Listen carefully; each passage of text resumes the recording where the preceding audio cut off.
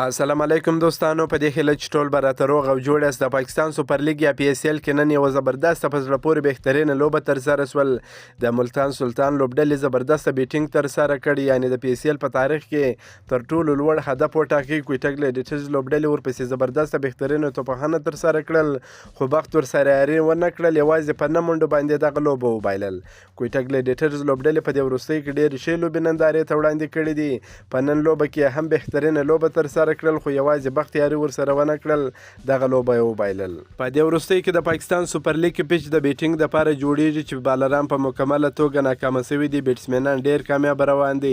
هر بیټسمین کوشش کوي چې ډېر ښه وځلېږي، چې تر ډېره پورې ډېر ښه ځلېدلي هم دي، خو بالرانو بیا خانه ور خرابه کړې ده. بالران ډېر سخت خراب سوي دي، یعنې داسې پیچ دی چې هغه د بیټینګ دپاره جوړ سوی دی. بالران نه توانېږي چې په هغه د ښه بالینګ ترسره کړي یا د ویکټې ترلاسه کړي. دا لوبه د ملتان سلطان او کویټه ګلیډیټرز لوبډلو ترمنځ ترسره سوه. کویټه ګلیډیټرز لوبډلې د لوبې پچه وګټل، په خپله د توپ اچونې پرېکړه وکړه. ملتان په ټاکل سوي 20 اورونو کې د 3 لوبغاړو په سوځېدو سره 262 منډې جوړې کړې، چې عثمان خان ډېره زبردسته بهترینه ښایسته لوبه نندارې ته وړاندې کړل. په 43 بالونو باندې 120 منډې جوړې کړې، 12 څلوریزې نه شپږیزې په بیټینګ شاملې وې، او کپتان محمد رضوان هم ډېر ښه وځلېدی. په 90 بالونو باندې 55 منډې جوړې کړې، 6 څلوریزې 2 شپږیزې په بیټینګ شاملې وې. ډیوډ 43، کیرن پولارد 23 منډې جوړې کړې. د کویټه ګلیډیټرز لوبډلې بالرانو بیا نن ډېر خراب بالینګ ترسره کړ. قیس احمد د خراب بالینګ یو ریکارډ هم جوړ کړ. په 4 اورونو کې اویا منډې ورکړې، 2 ویکټې ترلاسه کړې. محمد نواز بیا په 4 اورونو کې 50 منډې ورکړې، 1 ویکټ یې ترلاسه کړه. نور لوبغاړو بیا ویکټ نه کړې ترلاسه. د 262 منډو هدف په تعقیب کې کویټه ګلیډیټرز لوبډلې په ټاکل سوي 20 اورونو کې د 8 لوبغاړو په سوځېدو سره 253 منډې جوړې کړې. په 9 منډو باندې دغه لوبه وبایلل. د دوی لپاره عمیر یوسف هم ډېره زبردسته ښایسته لوبه نندارې ته وړاندې کړه.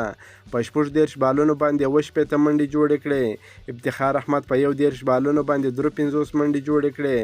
همداسې ګوپټل 30 منډې جوړې کړې. عمر اکمل 28 منډې جوړې کړې. قیس احمد په 7 بالونو باندې 19 ناسوځېدلې منډې جوړې کړې، 2 څلوریزې 1 شپږیزې ووهله. نوین الحق هم په 7 بالونو باندې 19 ناسوځېدلې منډې جوړې کړې، 3 څلوریزې په بیټینګ شاملې وې. د ملتان سلطان لوبډلې لپاره نن یو ځل بیا د تېرې لوبې په پرتله عباس افریدي زبردسته ښایسته بالینګ ترسره کړ. په 4 اورونو کې 40 منډې ورکړې، 5 ویکټ یې ترلاسه کړې. یقینا نن یې زبردسته بهترینه بالینګ ترسره کړی دی. په تېره لوبه کې هم 4 ویکټې ترلاسه کړې وې. په دې پیچونو باندې 15 ویکټ اخیستل ډېره زبردسته توپ اچونه ده. احسان الله بیا په 4 اورونو کې 58 منډې ورکړې، 2 ویکټ یې واخیستلې. که مو دا ویډیو خوښه سوې در سره لایک کړئ، د خپلو ملګرو سره هم شیر کړئ. که په دې چینل کې نوی یاست پوپل سپورټ در سره سبسکرایب کړئ. د نور تازه معلوماتو لپاره هم زموږ سره اوسئ. تر بلې ویډیو پر د الله پامان.